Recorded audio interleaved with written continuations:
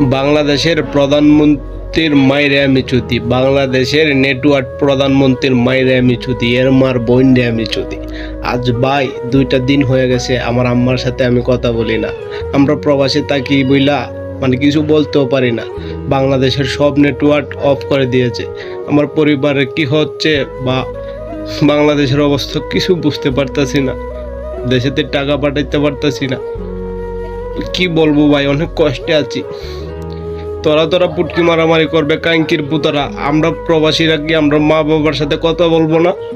তোরার মাইরে আমি চুদি, বাংলাদেশের প্রধানমন্ত্রীর মাইরে আমি চুদি, বাংলাদেশের নেটওয়ার্ক প্রধানমন্ত্রীর মাইরে আমি চুদি, এর বন্ডে আমি চুদি কাঙ্কির পুলারা।